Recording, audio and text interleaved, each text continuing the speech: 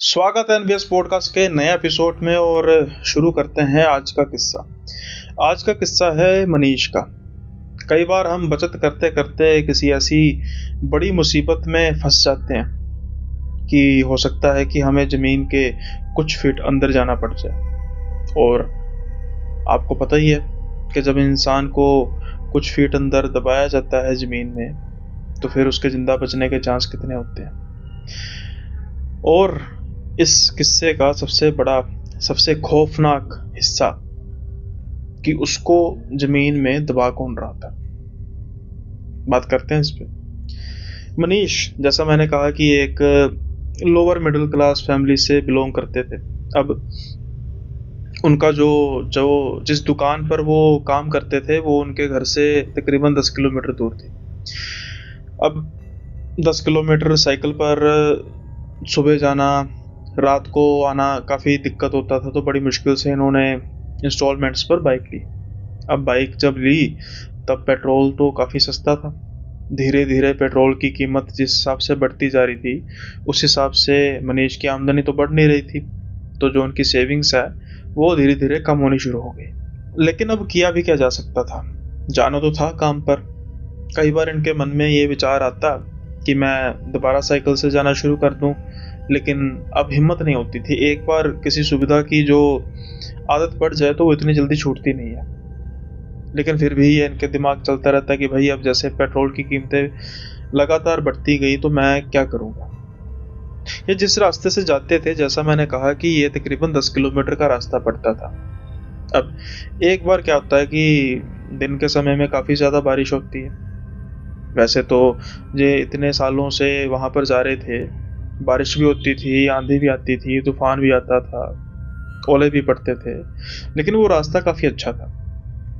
हालांकि कुछ महीनों में उस रास्ते पर काफ़ी ज़्यादा गड्ढे आ चुके थे और जो शहर का निगम होगा उन्होंने उस गड्ढों को मतलब भरने की जगह तोड़ा हुआ था, ताकि उसको सारा एक जगह से तोड़कर उसको दोबारा सड़क जो उस पर तामीर की जा सके। लेकिन जो ये मौसम था, ये बारिश का मौसम था नहीं, और इतनी बारिश किसी ने सोचा नहीं था कि हो जाएगी। मनीष जब उस रात को वापस आ रहे होते हैं तो देखते हैं कि पानी ही पानी भरा हुआ, पानी काफ़ी गहरा भरा हुआ था, इसलिए उनकी हिम्मत नहीं पड़ती कि उस रास्ते से जाएं। लेकिन अब घर तो जाना था, क्या कोई दूसरा रास्ता था? हाँ, एक और रास्ता था जो पहले से ही टूटा हुआ रास्ता था, लेकिन इतना भी नहीं था कि इतना पानी भर जाए। अब ये उस रास्ते की ओर चलना शुरू कर देते हैं। जब ये उस रास्ते की ओर जाते हैं, घर पे पहुंचते हैं, टाइम तो लगभग उनको इतना ही लगता है, लेकिन ये एक चीज़ नोट करते हैं कि कोई लगभग लगभग 3.5 किलोमीटर का इनको फर्क पड़ा है। 3.5 किलोमीटर एक रूट का। अब ये सोचते हैं कि भाई 3.5 किलोमीटर का यानी कि रोज का 7 किलोमीटर का फर्क, अगर मैं 25 दिन जाता हूँ तो 140 और तकरीबन तकरीबन 35, मोटा मोटा 160-65 किलोमीटर का फर्क, कुछ तो बचत होगी। तो भाई क्यों ना मैं इस रास्ते से जाना शुरू कर दूं। वो भी रास्ता टूटा है, बारिश में तो उसका बुरा हाल है, ये यहाँ पे थोड़ी सी स्लो चला लेंगे भाई, थोड़े से ध्यान से चले जाएंगे, बुरा सौदा नहीं है। अब ये सोच के उस रास्ते से ही रोज के रोज जाना शुरू कर देते हैं। हालांकि ये एक चीज नोटिस करते हैं कि जिस समय ये आ रहे होते हैं रात के समय में, दिन के समय में तो रूट जो है वो रोड है वो चलता फिरता ठीक होती है, ट्रैफिक होती है, लेकिन रात के समय में ये तकरीबन 7 बजे 8 बजे जब उस रास्ते से गुजर रहे होते हैं तो कोई बहुत ज़्यादा इक्का दुक्का कोई नज़र आ गया। लेकिन वही दूसरी ओर जो दूसरा रोड है वहाँ पर काफ़ी ट्रैफिक होती है। इनको ये बात थोड़ी सी अजीब जरूर लगती है, और इसकी शॉर्टकट होने के बावजूद ये रास्ता लोग क्यों इख्तियार नहीं करते। इतना भी टूटा फूटा रास्ता नहीं है, क्या इसके पीछे कोई कारण है? इन्होंने तब तो इसके बारे में कभी सोचा नहीं था। अब रूटीन का इनका हिस्सा बन चुका था।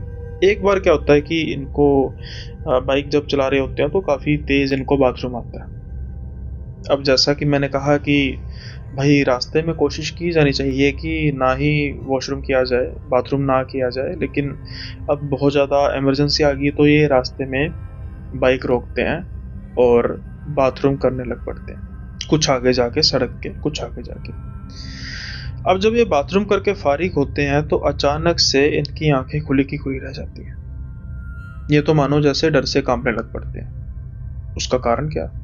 क्योंकि जैसे ही इनकी नजर जाती है जहां पर ये बाथरूम कर रहे थे उसके बिल्कुल ठीक नीचे एक कब्र थी। जब ये इधर उधर देखते हैं तो ये पाते हैं कि ये तो कोई कब्रिस्तान है। कभी इन्होंने इस कब्रिस्तान को नोट ही नहीं किया। उसका कारण ये था कि ना ही इस कब्रिस्तान के आसपास कोई बाड़ थी, मतलब कोई दीवार थी। कुछ पेड़ थे, जो कब्रें थी वो इतनी ज़्यादा पुरानी हो चुकी थी, कोई अबेंडेड कब्रिस्तान था, पुराना कब्रिस्तान था, कि शायद बिल्कुल ध्यान से देखने पर ही कोई समझ पाएगा कि यहाँ पर कोई कब्र है, अगर कोई पेड़ों को चीरता हुआ जाएगा जैसे ये पेड़ों को चीरते हुए आगे गए थे। अब इन्हें इस चीज़ का हल्का फुल्का आभास था कि भाई मैंने कुछ गलत कर दिया। ये सोचते हैं कि मैं कुछ क्या कर सकता हूँ कि जो मैंने गलती है उसको सुधारूं। गलती जो सुधारी जा ही नहीं सकती थी। ये जल्दी से बाइक की तरफ जाते हैं, बाइक को स्टार्ट करना शुरू करते हैं, लेकिन बाइक स्टार्ट होती नहीं। लगभग 15-20 मिनट ये किक लगाते रहते हैं, सेल्फ तो लग ही नहीं रहा था, किक मारते रहते हैं, लेकिन बाइक तो बिल्कुल भी स्टार्ट ही नहीं हो रही थी। ये थक हार कर अब वहां पर बैठ जाते हैं। उस कब्रिस्तान के आगे एक छोटी सी पेड़ के साथ एक छोटी सी स्लैब बनी हुई थी। इनको अब डर लग रहा था। इनके मन में यह बात आ रही थी कि कहीं जो मैंने अभी किया है उसकी वजह से कुछ ऐसा तो नहीं हो गया। कुछ समय पहले जो वातावरण बिल्कुल शांत था, अब बहुत तेज से हवा चलने लग पड़ी थी, मानो कि जैसे तूफानी हवाएं हों। जो हवाओं की आवाज थी इनको डराने के लिए काफी थी। ना ही सिर्फ हवाओं की जो आवाज थी बल्कि कुछ ऐसी आवाजें भी थी जो इनको हवाओं की इतर सुन रही थी। अब तो ये इतना डर चुके थे कि ये लगभग डिसाइड कर चुके थे कि भाई बाइक गई भाड़ में, मैं यहाँ से भाग के घर की तरफ जाता हूँ। लेकिन अब भाई एक लोअर मिडिल क्लास फैमिली का बंदा अपनी बाइक कैसे छोड़ेगा? कल हो ना हो वहां पे ये फिर से कोशिश करते हैं, किक्स मारते रहते हैं और आखिर में इनको कामयाबी मिलती है और ये चले जाते हैं अपने घर। लेकिन आज इन्होंने जाने अनजाने में जो किया वो कुछ सही नहीं हुआ, क्योंकि आज से इनकी जो जिंदगी है वो कुछ बदलने वाली थी, ज्यादा ही। सपने तो इनको आज से ही आने लग पड़े, अजीब से तरीके के सपने। ये सपने में बाथरूम करने जा रहे हैं, वही इनको कब्र दिखाई दे रही है, और जैसे ही ये सर उठा के देखते हैं तो उनको सफेद चद्दर में कुछ लोग दिखाई देते हैं जिनकी शक्ल बेहद ही भयानक थी। अब इसके बाद कुछ ऐसे वाक्य हुए जिनके बारे में ये कहते हैं कि मुझे नहीं पता था, मैं तो बिल्कुल बेसुध था। ये जो वाक्य मैं आपको बताने जा रहा हूँ बकौल इनके पिता ने, इनकी वाइफ ने, इनकी माँ ने नोटिस किए, जो फिर कंबाइन करके इन्होंने बताया। और अगर इनके पिता खास तौर पर समय रहते इनकी हरकतों को नोटिस ना करते तो फिर मैं जो शुरू में मैंने कहा था हो सकता वही होता। क्या होता? ये अब कुछ बदले से रहने लग पड़े थे। एग्जाम्पल के तौर पर कि वैसे तो ये सीधा घर ही आते थे, लेकिन ये तकरीबन हर रोज ही उस कब्रिस्तान के पास जाके रुक जाते और बैठ जाते। अब ये इनको कैसे पता? मतलब कि हो सकता है कि चलो पिता ने तो आंखों देखी बात कही होगी, ऐसा कैसे कहा जा सकता है कि ये वहां पर बैठते थे? उसका कारण ये है कि एक बार इनके पिता को किसी रिश्तेदार के यहाँ जाना था जो वहां पर था, जहाँ इनकी दुकान थी उसके आसपास ही था, तो रात को इन्होंने वापसी पे आना था। अब रात को जब इन्होंने उस रास्ते पर अपनी बाइक लगाई, बाइक उस रास्ते पर की और कब्रिस्तान के पास जाकर ये अचानक रुक गए। इनके पिता काफी हैरान होते हैं, फिर पहले सोचते हैं कि शायद बाथरूम वगैरह आया होगा, लेकिन उसी सेल्फ पर जाकर, ये स्लैब पर जाकर यहाँ वो बैठ गए। इनके पिता इनको हिलाते रहे, इनके पिता इनको काफी देर तक हिलाते रहे कि बेटा उठ, क्या हुआ? लेकिन ये बस वहीं पर बैठे हुए हंसी जा रहे थे, अजीब से तरीके से हंसी जा रहे थे, ना कोई बात ना कोई वजह। और बकौल इनके पिता के जितनी देर तक ये सिलसिला चलता रहा इनका शरीर बिल्कुल ठंडा था और एक पत्थर की भांति हुआ था। फिर कुछ समय बाद अचानक ही उठते हैं, बाइक पर बैठते हैं और इनके यानी पिता को देख के कहते हैं कि आप क्यों खड़े हो। पहली बार इनको पिता को ये बात काफी अटपटी लगती है। अब इनके पिता को ये बात समझ में आ रही थी कि जो मेरा बेटा लेट होता है वो किस कारण से लेट होता है। पहली बार हालांकि ऐसा हुआ था, तो इनके पिता सोचते हैं कि हो सकता है कि शायद ये कुछ दिक्कत परेशानी हो, क्या हो, कोई हो। इसलिए इनके पिताजी 2-3 बार बहाने से इनके साथ जाते हैं कि मैं अभी किसी काम से जा रहा हूँ, शाम को तेरे साथ आता हूँगा। हर बार जब भी ये जाते तो यही मंजर, यही नज़ारा देखने को मिलता इनको। अब इनके पिता काफ़ी ज़्यादा परेशान हो चुके थे। ये तो बात थी उस रास्ते की, जहाँ पर ये रोज़ाना ही बैठकर हँसते रहते। और जब तक ये सिलसिला चलता रहता है, इनकी बॉडी जो है वो ठंडी हो गई होती है और इनके जो शरीर है वो पत्थर की भांति सख्त हो गया होता है, यानी किसी के हिलाए से भी हिलता नहीं था। अब रही घर की बात। जैसे कि ये कहते हैं कि मुझे सपने आते थे, इनका तो मुझे पता है। अचानक से मैं डर के उठ जाता था। मेरी पत्नी पूछती थी कि क्या हुआ, और फिर उनको बताता था कि मुझे कुछ कब्रें दिखाई देती हैं, मुझे कुछ प्रेत दिखाई देते हैं। लेकिन घर में जो मेरा व्यवहार था वो बड़े अजीब तरीके से हो चुका था। या तो मैं अचानक से ऊंची ऊंची हंसना शुरू कर देता, या तो मैं अचानक से ऊंची ऊंची रोना शुरू कर देता। मेरी बच्ची, जिसको मैं बेहद प्यार करता हूँ, अब तो मैं उसको उठाता तक नहीं था। अभी सिर्फ वो 2 साल की थी। बकौल मेरे माँ बाप, बकौल मेरी पत्नी, मैंने कई बार उस पर हाथ उठाया। ऐसा तो मैं आज भी नहीं मान सकता, लेकिन फिर जो बातें हुई उसके बाद ये मानना भी जरूरी था कि जहाँ इतना कुछ मैंने किया होगा तो ये जरूर किया होगा। हमारा जो परिवार है वो राधा स्वामी है। राधा स्वामी, जो हमारे ज़्यादा नॉर्थ में लोग हैं वो समझेंगे, राधा स्वामी एक डेरा है जहाँ पर एक बड़ी स्ट्रॉन्ग बाध्यता है कि जो भी राधा स्वामी गुरु जी को मानते हैं वो मांस, मच्छी, मतलब नॉनवेज और ड्रिंक, अल्कोहल, स्मोकिंग वगैरह नहीं करेंगे। अगर वो करेंगे तो वो समझे कि वो फॉलो नहीं कर रहे। इसके बावजूद ये घर में मांस लेकर आने लग पड़े। घर वालों के सामने जानबूझकर ये मांस खाते। इसकी वजह से घर में लड़ाई रहने लग पड़ी, झगड़ा रहने लग पड़ा। लेकिन इनके पिता जो हैं, इनको इस चीज का आभास तो हो चुका था कि कुछ ना कुछ गलत है। इनके पीठ पीछे कई लोगों को दिखाने की कोशिश की गई, लेकिन वो कहते थे कि जब तक बेटा सामने नहीं आएगा हम कुछ नहीं बता सकते, और ये तो जाने के लिए तैयार होते ही नहीं थे। फिर एक नई चीज होनी शुरू हुई कि रात के समय में अचानक से मेरे पिता को बाइक के चलने की आवाज आती और मैं गायब होता, यानी कि मैं बाइक पर जाता और कब्रिस्तान की तरफ ही जाता था। मेरे पिता ने कई बार मुझे कहा कि बेटा तू रात को कहाँ जाता है, लेकिन मैं अगले दिन कहता कि आप क्या मजाक कर रहे हो, कैसी बातें कर रहे हो, मैं तो रात को घर में ही होता हूँ। अब हम आते हैं उस पॉइंट की तरफ जिस दिन, अगर इनके पिता ये शुरू से बातों को नोटिस ना कर रहे होते तो क्या होता। एक दिन जब ये बाइक स्टार्ट करके गए तो इनके पिता इनका पीछा करने लग पड़े। अब जाहिर है वो पैदल थे, बाइक पर कुछ किलोमीटर आगे ये चले गए। लेकिन जैसे ही इनके पिता, इनको पता था शायद इनके पिता को कि बेटा कहाँ पे जाता है, इनके पिता ये अज्यूम कर रहे होंगे कि वो स्लैब पर बैठा होगा, या तो हंस रहा होगा या तो रो रहा होगा। नहीं, वो स्लैब पर नहीं बैठा था, बाइक जरूर लगी हुई थी। अब इनके पिता जाना शुरू करते हैं कब्रिस्तान के अंदर, क्योंकि कब्रिस्तान के अंदर से कुछ आवाज आ रही थी। जैसे ही ये देखते हैं तो इनके पिता की आंखें खुली की खुली रह जाती हैं। एक गड्ढा खुदा हुआ था, इसमें ये बैठे हुए थे और ऊपर से मिट्टी डाले जा रहे थे। जैसे इनके पिता देखते हैं तो उनको पुकारते हैं, लेकिन ये अपना काम जारी किए हुए थे।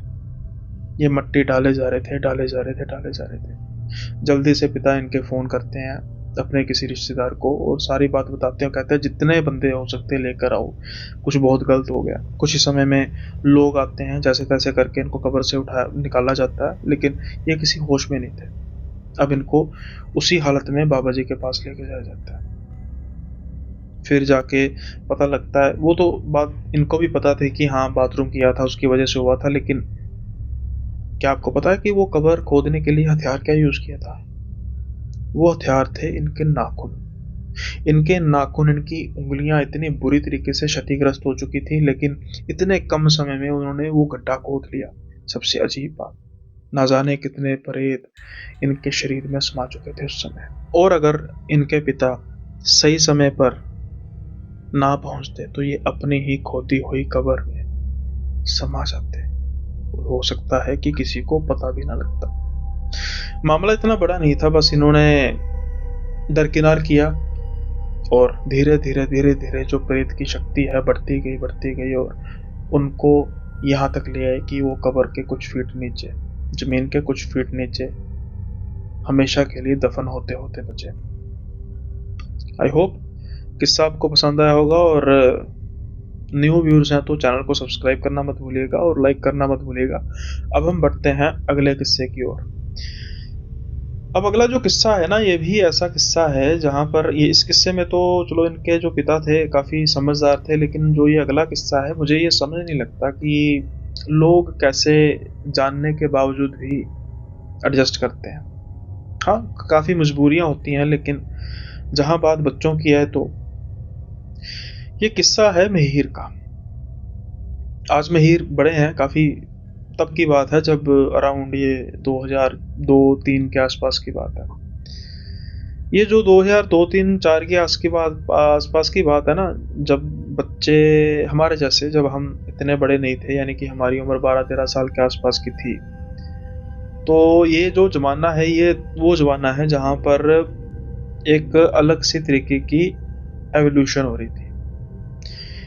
ऐसे गैजेट सारे थे जो हमारी पहुंच के जरूर दूर होते थे, लेकिन जैसे ही हमारे हाथों में आते थे तो हम बड़ा अपने आप को लकी महसूस करते थे। Like games, mobile phone, feature phone जो होते हैं, जिनका कई बच्चों का पता तक नहीं होगा। ख़ास तौर पर गेम्स, कंप्यूटर तो एक हमारे लिए एक अजीब सी बात, मतलब मैंने जब पहली बार कंप्यूटर देखा था ना, मतलब बस काफ़ी अजीब नोस्टाल्जिया। जितने मर्जी ये आ जाएं, स्मॉल थिन क्लाइंट आ जाएं या फिर मॉनिटर्स स्लिम आ जाएं, लेकिन जब भी एक बल्कि कंप्यूटर देखते हैं तो वो नोस्टाल्जिया फिर से हो जाता है। और आप में से भी जो ऐसे अपने व्यूअर्स हैं वो ज़रूर बताएं कि किस किस को नोस्टाल्जिया था गेम्स का। गेम्स में 2 मशहूर गेम्स होती थी जो 8 बिट होती थी, एक होती थी मीडिया की, एक होती थी टर्मिनेटर की। किस किस के पास दोनों में से एक थी या दोनों थी, और बाद में फिर प्ले स्टेशन किसने लिया सबसे पहले, 1 लिया, 2 लिया, एक्सबॉक्स लिया, ये जरूर बताना भाई, मुझे गेम्स का बहुत शौक है। तो ऐसा नोस्टाल्जिया मतलब मैं महसूस कर सकता हूँ महिर का भी। अब महिर बताते हैं अपना किस्सा। वो कहते हैं कि उनका जो परिवार है, गाँव में एक जॉइंट फैमिली थी, उनकी रहते थे। हालांकि इनके पिता की नौकरी काफ़ी अच्छी थी, लेकिन एक होता है पारंपरिक कि भाई जॉइंट फैमिली में रहना है, लेकिन इतनी जल्दी इतनी देर तक कहाँ निपटती है। धीरे धीरे भाइयों में लड़ाई होने लग पड़ी और फिर नौबत ये आ गई कि पिताजी ने डिसाइड किया कि ये घर छोड़ेंगे। डिसाइड भी ऐसा किया कि भाई जितनी जल्दी हो सके घर छोड़ना। दादाजी ने लाख मनाने की कोशिश की, लेकिन ये माने नहीं।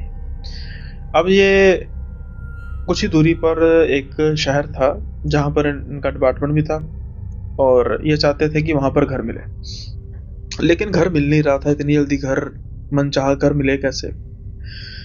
फिर भी इन्होंने भाई सारे प्रॉपर्टी डीलर्स को दौड़ा दिया कि भाई जैसे मर्जी करके मुझे घर दो, मुझे घर चाहिए, अच्छा घर चाहिए। घर मिला, लेकिन वो घर, उस समय उसको घर कहना ठीक नहीं था, क्योंकि जब उन्होंने घर देखा, पिता ने घर देखा, तो वो घर काफ़ी समय से बंद था। हालांकि उसके आगे एक आंगन था, झाड़ियाँ थी, पेड़ थे, यानी कि उसको रेनोवेट कराना था, और कुछ 15-20 दिन का समय लगने के बाद वो अच्छे तरीके से रेनोवेट हो जाता।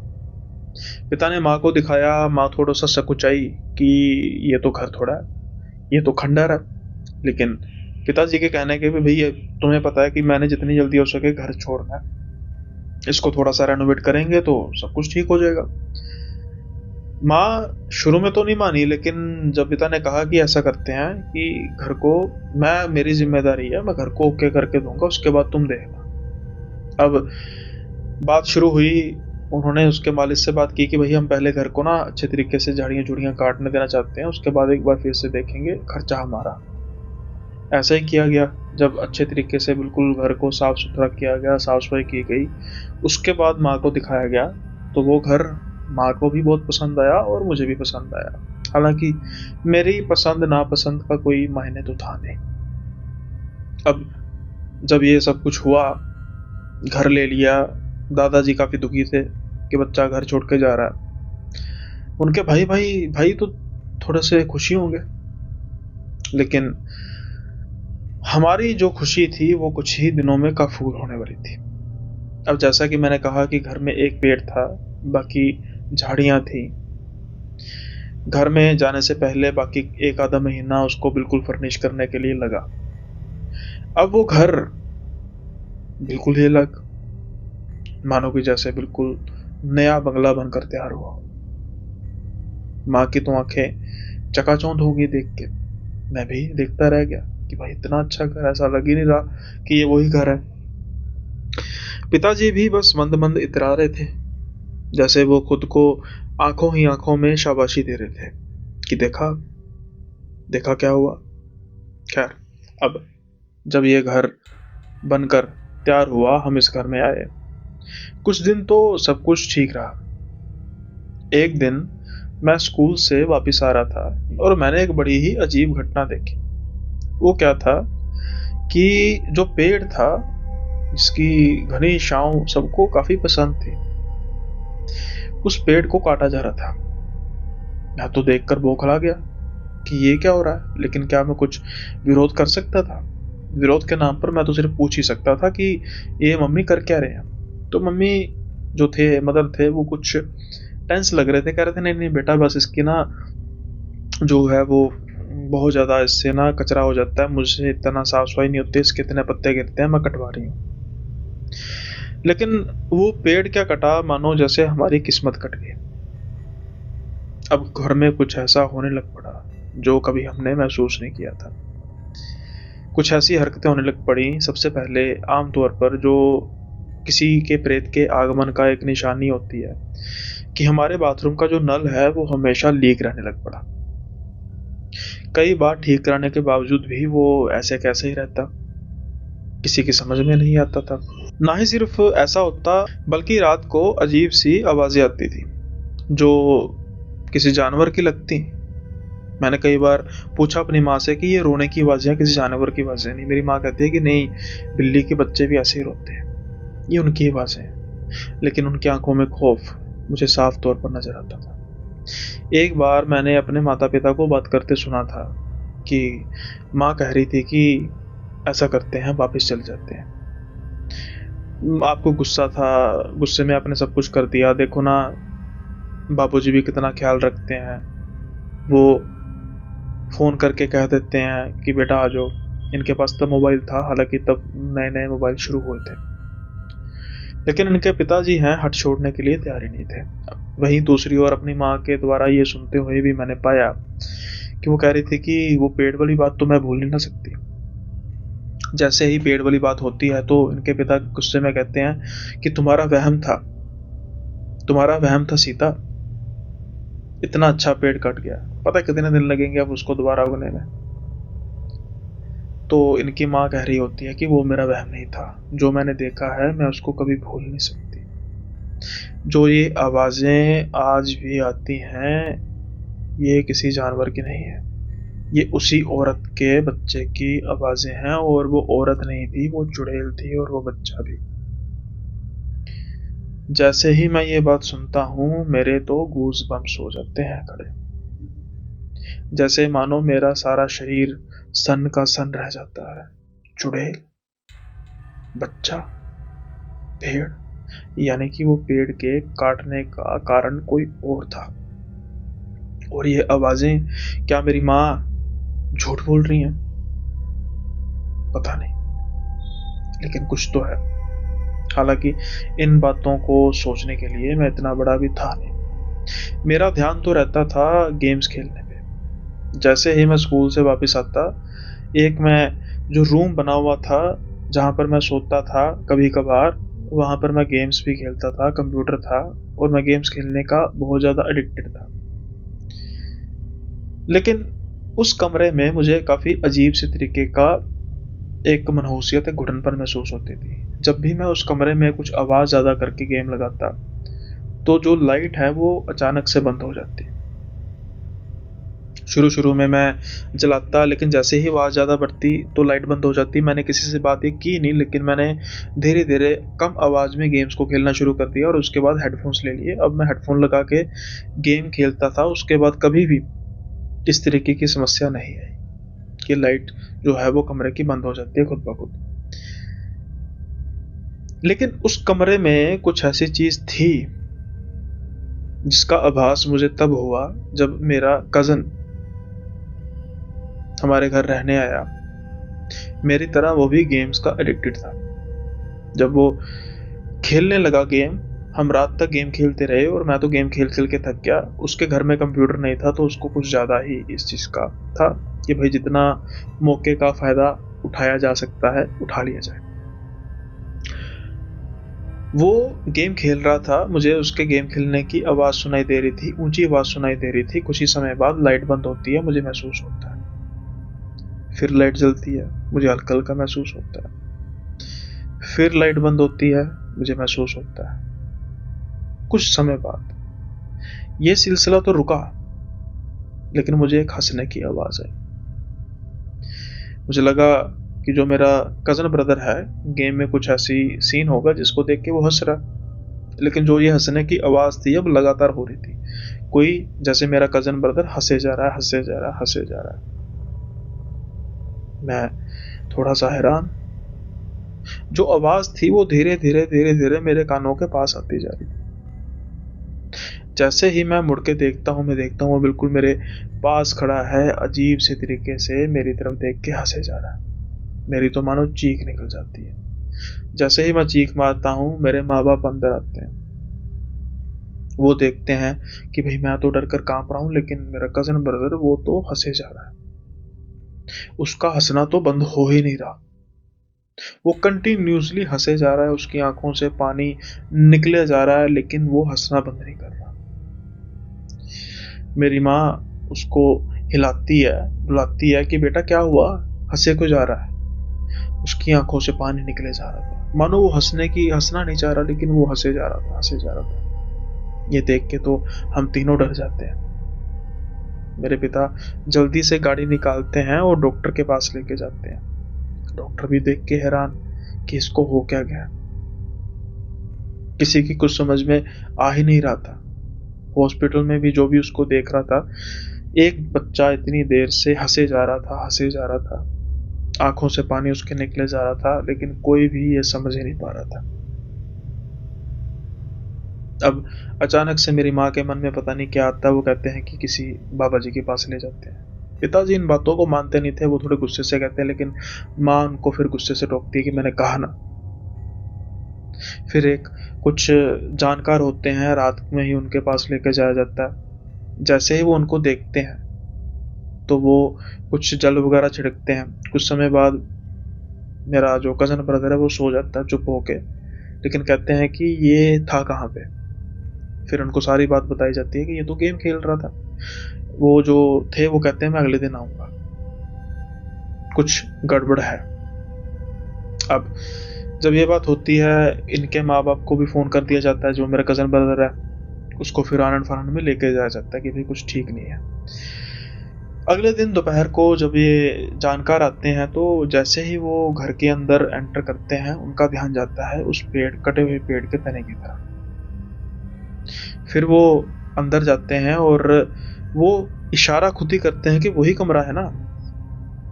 अब ये चीज़ मेरी माँ को काफ़ी अजीब लगती है। फिर वो कहते हैं कि भाई साहब कहाँ पे हैं, यानी कि इनके पति। तो कहते हैं वो तो काम पे। वो कहते हैं इनको जल्दी बुलाओ, मैं कुछ बताना चाहता हूँ। और बच्चा खेल ले, बच्चे जाकर तो खेल, जैसे कहते हैं। ये खेल तो रहे थे, लेकिन ये कहते हैं कि मैं सुन रहा था, क्योंकि मुझे इंटरेस्ट था कि कुछ ना कुछ तो है। अब जो इनकी बातें होती हैं वो ये होती हैं कि जो ये पेड़ है, ये पेड़ का कटना आपके घर में बर्बादी लेकर आया, क्योंकि इस पेड़ पर एक चुड़ैल रहती थी, जिसका एक बच्चा था, वो प्रेत था। अब आपने वो पेड़ काट दिया है और अब इसका वास जो है उस कमरे में हो चुका है। उसको शोरगुल पसंद नहीं है, और जो भी शोरगुल करेगा उसका वही अंजाम होगा जो कल उस बच्चे का हुआ था। ये तो गनीमत है कि आप मेरे पास ले आए और उसकी जान बच गई, नहीं तो वो हंस हंस के मर जाता, हंस हंस के ही मर जाता। अब फिर से जैसे मैं ये बात सुन रहा था तो मेरे तो रोंगटे खड़े हो गए कि भाई मैं किस कमरे में बैठा हूँ। इनकी माँ कहती है अपने पति से कि मैं तो कहती थी ना कुछ तो दिक्कत है, आप तो मानने के लिए तैयार ही नहीं थे। इनके पिता शायद इन बातों को ना मानते, लेकिन जो कल उन्होंने नजारा देखा था उसके बाद क्या कह सकते थे। हालांकि जो वो थे जानकार, वो कहते हैं कि इस कमरे को बंद कर दो, फिर उसके बाद देखेंगे क्या करना, फिलहाल के लिए। ऐसा ही किया जाता है, वो कमरा बंद कर दिया जाता है। घर में एक्स्ट्रा कमरा था, इसके लिए कोई हमें ऐसी दिक्कत नहीं हुई और मेरा सिस्टम सारा दूसरे कमरे में शिफ्ट कर दिया गया। अब जब ये सब कुछ हुआ तो जो मेरा सिस्टम था यानी कि खेलने का था, वो सब कुछ नॉर्मल हो गया। अब मैं चाहे ऊंची आवाज में खेल लूँ, सब कुछ नॉर्मल रहता था। लेकिन वो रोने की आवाजें तो लगातार आती रहती थी। उस चीज को जो है वो सभी नोटिस कर रहे थे। अब मैं जब नोटिस कर रहा था तो मैं ज्यादा डरता था। अब मेरी माँ जो है उनका घर में दिल नहीं लगता था, या कह सकते हैं कि वो भी डरती थी दिन के समय में, इसलिए उन्होंने भी एक नौकरी कर ली। हालांकि इसकी कोई जरूरत थी नहीं। वो नौकरी भी कुछ ऐसी थी कि अपने कह सकते हैं मनपसंद थी, क्योंकि जो स्कूल से आने का समय था मेरे, वो तकरीबन 2 बजे के आसपास का होता था। तो मेरी माँ जो है वो 1:30 बजे के आसपास आ जाती थी। वहीं दूसरी ओर जिस दिन मैं छुट्टी पर होता, जिस दिन घर में छुट्टी मतलब स्कूल में छुट्टी होती, तो वो भी छुट्टी करती हैं। ऐसा कुछ नहीं था कि कोई बंदिश थी, सिर्फ वो शायद इस घर में अकेले रहना नहीं चाहती थी। लेकिन एक दिन कुछ ऐसा हुआ कि जिसके बाद तो सारे का सारा माहौल ही बदल गया। अब हम जाते हैं स्कूल के लिए, स्कूल बस से। वहां पर किसी कारण से स्कूल में छुट्टी हो जाती है जल्दी। स्कूल बस मुझे जल्दी घर छोड़ आती है। अब माँ के आने का समय था 1:30 बजे के आसपास। मैं घर में आ चुका था 12 बजे वापस। मौसम तो बिल्कुल ठीक था, कोई दिक्कत नहीं थी। घर में जब मैं एंटर होता हूँ, आज मुझे घर में कुछ अजीब सा महसूस हो रहा था, क्योंकि आज मैं पहली बार अपने घर में अकेला था। दिन का समय था। मैं जल्दी से जाता हूँ, अपने कंप्यूटर की गेम स्टार्ट करता हूँ। कुछ ही समय बाद अजीब से तरीके की आवाजें आनी शुरू हो जाती है। जैसे मैं खिड़की खोलता हूँ तो मैं देखता हूँ कि वहां पर मैं देखता हूँ कि बाहर तो एक तरह से तूफान जैसा माहौल है। मौसम जो है वो बड़ा सुहावना हो चुका है। देखते ही देखते बारिश शुरू हो गई और अचानक से लाइट चली गई, जो आमतौर पर होता है। लेकिन हमारे घर में ये बड़ी अजीब चीज थी, क्योंकि हमारे घर में लगा हुआ था इन्वर्टर। अब आप सोचेंगे कि भाई मैंने जो ये बात है इतनी जोर देकर क्यों कही है, क्योंकि उस समय में इन्वर्टर होना भी बहुत बड़ी बात होती थी किसी घर में, और वो भी जिस पर कंप्यूटर चल सके। अब मैं बच्चा तो था, लेकिन मुझे पता था कि इन्वर्टर क्या चीज होती है, और जो इन्वर्टर होता है उसमें कभी कट नहीं लगता। लाइट जाते ही दूसरी लाइट उसमें ट्रांसफर हो जाती है, मतलब कंटिन्यूसली लाइट रहती है। अब मैं इन्वर्टर की तरफ जब जाता हूँ तो मैं देखता हूँ कि इसका जो स्विच है वो ऑफ है। ऐसा कैसे हो सकता है? अगर उसका स्विच ऑफ होगा तो लाइट वैसे भी नहीं आएगी। हालांकि मुझे तब इस चीज का पता नहीं था। मैं उसका स्विच चलाता हूँ, लाइट दोबारा आ जाती है और मैं अपना गेम खेलने लग पड़ता हूँ। वहीं दूसरी ओर जो माहौल था बाहर का वो इतना खतरनाक हो चुका था। खिड़कियों के खड़कने की आवाज आ रही थी, इसलिए मैं सारे कमरों में खिड़कियों को बंद कर रहा था, दोबारा गेम खेलने लगा। कुछ ही सेकंड बाद फिर से लाइट बंद। अब मैं दोबारा जाता हूँ उस यूपीएस के पास और उसका स्विच फिर ऑन। पहले तो मैं डरता हूँ, फिर मुझे लगता है कि शायद स्विच लूज हो गया होगा उसकी वजह से। मैं अब जब दोबारा उसको चलाता हूँ और उस जो इन्वर्टर था उसके बिल्कुल सामने एक दीवार थी, तो मैं एक स्कीम लगाता हूँ कि मैं पेन को उस स्विच को अंदर की तरफ कर देता हूँ, और जिससे क्या होता है कि वो स्विच अंदर ही रहेगा, मतलब कि वो लूज भी होगा तो बाहर नहीं आएगा। आप समझ गए होंगे।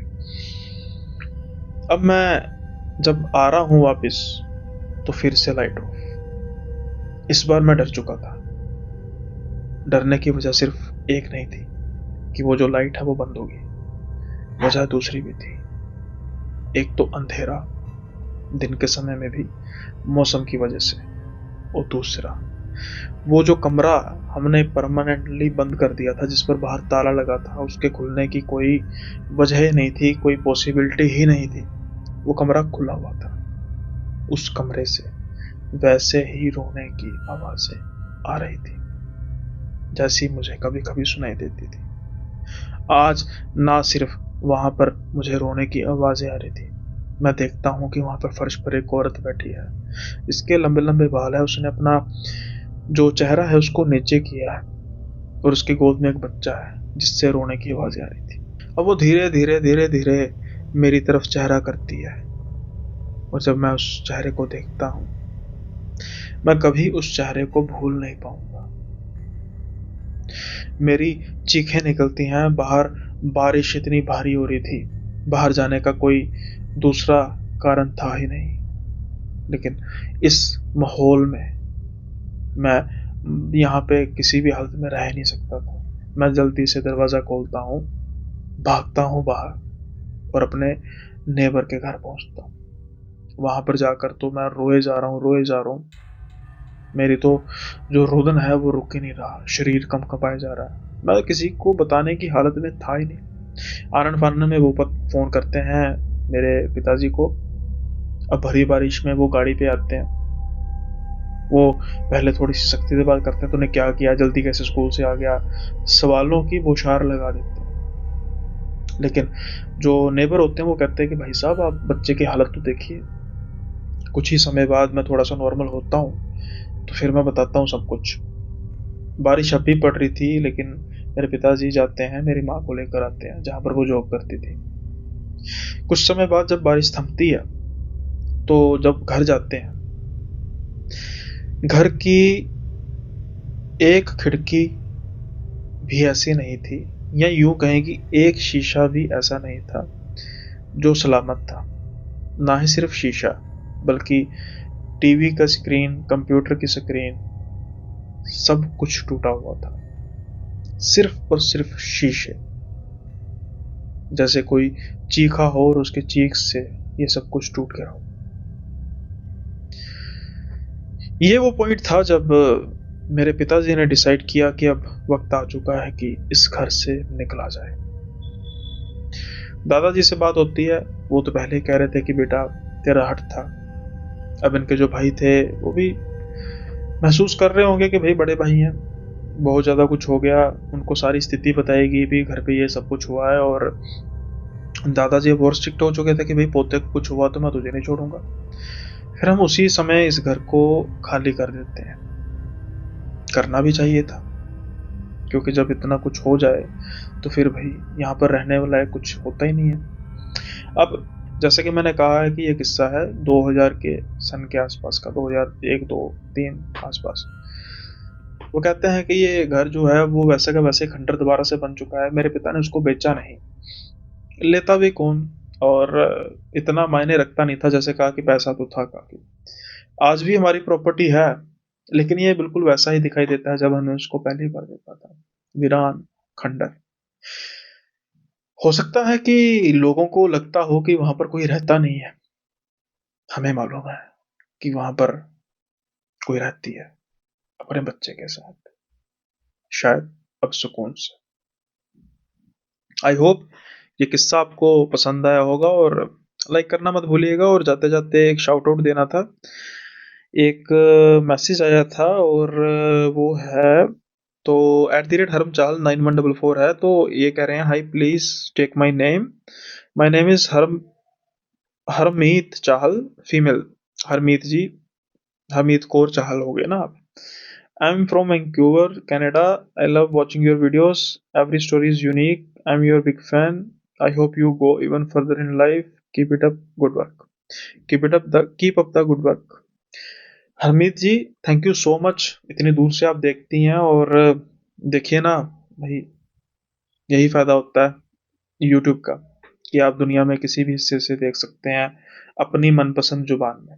तो सबसे पहले तो बहुत बहुत धन्यवाद कि आप अपना कीमती समय निकाल कर मेरा शो देखती हैं, मेरा चैनल देखती हैं। और बिग फैन वाली मैं हर बार ही कहता हूँ कि फैन वाला कोई चक्कर नहीं होता। ये तो बस आप सबका प्यार है और धीरे धीरे चैनल बढ़ रहा है, और जैसा कि आप कह रही हैं कि गो इवन फर्दर इन लाइफ, बिल्कुल धीरे धीरे ये कारमा बढ़ता जा रहा है, और मुझे उम्मीद है कि बहुत जल्दी ये बहुत बड़ा कारमा बनेगा। और यहाँ पर काफ़ी कुछ प्लान्स हैं मेरे, जो आगे जाकर मैं उम्मीद करता हूँ कि अच्छे तरीके से एग्जीक्यूट होंगे। उनमें से एक ऐसा प्लान है जो नेक्स्ट मंथ मैं करने की कोशिश कर रहा हूँ, और अराउंड 80% कंप्लीट हो चुका। अगर वो ठीक होता है तो फिर उसके बाद मेरी कोशिश होगी हर दूसरे तीसरे मंथ कुछ ना कुछ नया करने की, क्योंकि फ्रैंकली स्पीकिंग भाई अब हर रोज एक स्टोरी आती है, ये यूनिक है, लेकिन इसके साथ ही बोरिंग भी तो हो जाएगा ना, कि हर रोज स्टोरी, हर रोज स्टोरी, हर रोज स्टोरी, वही भूत, वही प्रेत, वही सब कुछ। हालांकि रहेगा हॉरर ही, लेकिन कुछ चेंजेस के साथ, कुछ ऐसे चेंजेस जिसमें और थ्रिल आएगा, कुछ ऐसे चेंजेस जिसमें और सस्पेंस आएगा। ये मैं अगले महीने की नहीं बात कर रहा, अगले के महीने में कुछ अलग है, लेकिन धीरे धीरे जो स्टोरीज है उनका दायरा बढ़ता जाएगा और चेंजेस लेकर आएंगे। खैर, हरमीत कौर जी, फिर से एक बार धन्यवाद, और आई होप आप इस वीडियो को आखिर तक ही देख के सुनेंगी और इसका रिस्पॉन्स भी करेंगे। हालांकि मैंने आपको कमेंट में कर दिया था कि प्लीज़ आप लास्ट तक वीडियो में बने रहना, क्योंकि कई अपने व्यूअर्स हैं वो कह तो देते हैं कि भाई हमारा नाम नहीं लेते, हमारा नाम ले लिया करो, और जब उनका नाम ले लेते हैं फिर भी वो उसके बाद कहते हैं कि मेरा नाम नहीं लिया, वो वीडियो को आखिर तक देखते नहीं है। और ये जो कमेंट सेक्शन का पोर्शन है, ये वीडियो के आखिर तक चलता है, आखिर में इसको लेता हूँ। अब बीच में लूंगा, मजा खराब हो जाएगा ना आप सबका, या शुरू में लूंगा, तो दैट्स वाई। आई होप आज का जो किस्सा है आपको पसंद आया होगा सबको, और अगले वीडियो में जल्दी ही मिलेंगे नए किस्सों के साथ। तब तक के लिए बाय बाय, अपना ख्याल रखिएगा।